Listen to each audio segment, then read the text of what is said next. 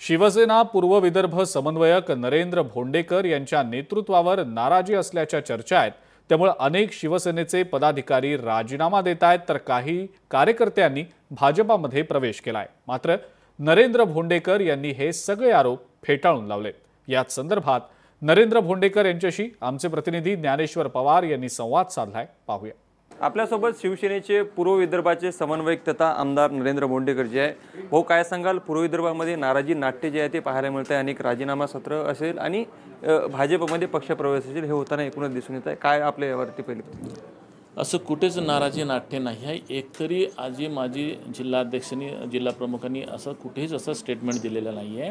आणि आम्ही 12 वरून 17 जिल्हा प्रमुखचा प्लॅन केलेला आहे आणि व्यवस्थित आहे। काल फक्त काही नेत्यांचा थोडासा आक्षेप होता की विश्वासात घेतला नाही वगैरे, त्याच्या संदर्भात एक समिती नेमलेली आहे डॉक्टर श्रीकांत शिंदे साहेबांनी आणि डॉक्टर दीपक सावंत ते समितीचे अध्यक्ष राहणार आहेत। ते येणार आहेत 8-10 दिवसानंतर, ते आपला अहवाल पाठवणार आहेत। त्याच्यामुळे हा काही नाराजीचा वगैरे काही नाही। असं उगाच कोणतरी असं फेक न्यूज तयार करतोय आणि ते टाकतायत। या सगळ्या ज्या घटना घडतात त्या घटनेच्या आधारावरतीच बातम्या प्रसारित होतात। नाही, परिणयजी आमचे मित्र आहेत आणि त्यांनी जे नेलेले आहेत ते मी मगाशीच सांगितलं का ते तेवढं त्यांना परखता नाही आला कोणाला न्यायला पाहिजे, परंतु आमच्याकडे अजून त्यांची खूप सारी मोठी यादी आहे।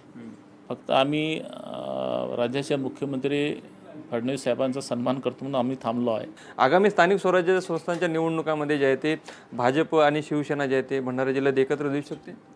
वरिष्ठांचा जो निर्णय होईल, जो आदेश येईल ते आम्हाला मान्य राहील, परंतु प्रयत्न करत असा राहावं लागते। प्रयत्न आम्ही करतोय की आमची ताकद कशी वाढेल, आम्ही कसं राहणार, परंतु आम्ही ताकदीनिशी तुम्हाला आज आम्ही 4 नंबरवरती पूर्व विदर्भामध्ये आहो।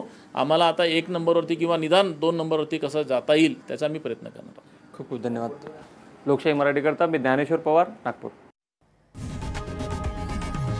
लोकशाही मराठी ऐका, पहा, जागरूक रहा।